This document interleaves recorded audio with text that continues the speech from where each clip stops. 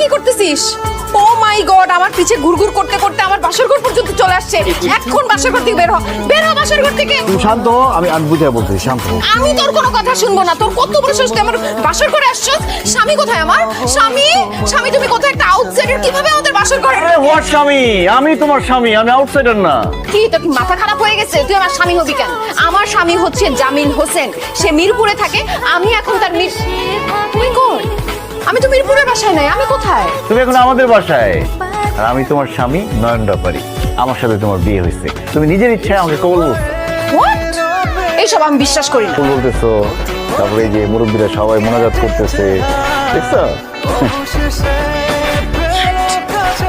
আসলে তো আমি হাসি খুশি বিয়ে করতেছি, কবুল বলতেছি, মোনাজাত করতেছি, কিন্তু আমি সজ্ঞানে কেন তোকে বিয়ে?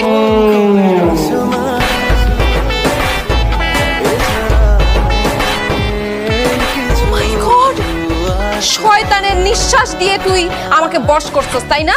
মানে আমার অজ্ঞানতার সুযোগ নিয়ে তুই আমাকে বিয়ে করছিস, হ্যাঁ? এত বড় বাটপারি তুই করছিস।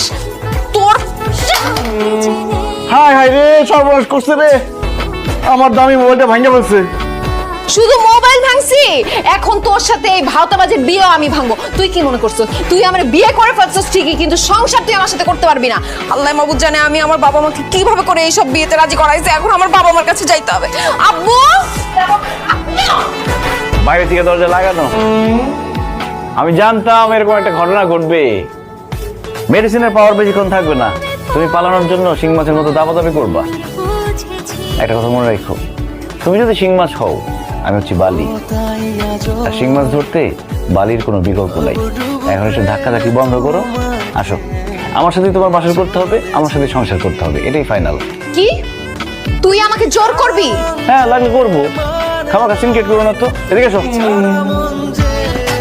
দরজার সামনে এইভাবে দাঁড়ায় থাকলে দারোয়ানের মতো লাগতেছে। বুঝছি অনেক রাত হয়েছে, আজকে তোমার বাসা করা লাগবে না, আজকে তোমার ছুটি। তুমি খাটের উপর ঘুমাও, আমি নিচে ঘুমাইতেছি। আমার সাথে প্রতারণা করে আমার বিয়ে করছিস না? আমার বিয়ে করার মজা তোরে হারে হারে আমি বুঝাবো।